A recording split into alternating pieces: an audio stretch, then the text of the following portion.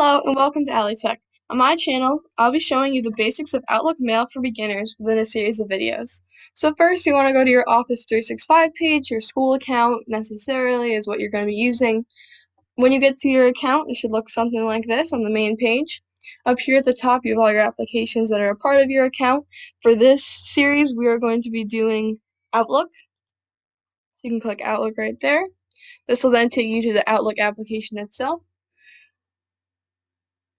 This will now take you to your mail. So now this is the mail that your school, or if you're using Teams, usually the school uses this mail account to get work, or not really work, but to message you in between for different school announcements. Guidance could get in touch with you this way. This is just the main way you would contact your teachers if you need to give them a formal email about something, stuff like that.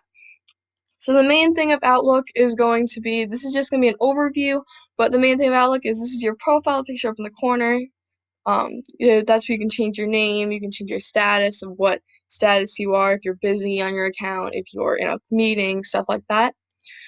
This is the main inbox. This is where all the new mail is going to come in. This is just like a basic mailbox.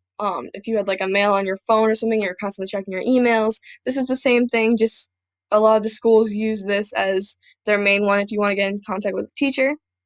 Up here is the top search bar if you want to search keywords, if you're trying to find a specific email, or if you're trying to specifically narrow it down by who the email is coming from to find one that gave you previous information from, let's say, a week ago or so. Right here, you can click New Message. This is where you can create a new email. This is where then when you click New Message, you'll type in the person and then who is it going to, and then put all your context of your message in it. Along the side here, we can click this. This is your sent items. This is just so you know that something is sent through. You can double check here after sending a message. Drafts is an email you started and you did not send or you didn't complete. So it'll be in that column. Inbox is just, this is what we were in before. Down here, these are more folders. You have deleted items. If you ever deleted an email, you can find that email there. Junk email, you should avoid that at all times. That's not necessary, especially if you're waiting for emails from teachers. It shouldn't be in there. Archives say emails you deleted. Notes, these are just notes you take. Sometimes you may use notes, sometimes you won't. But you can just create new notes and add them to your emails if you ever need to make a reminder.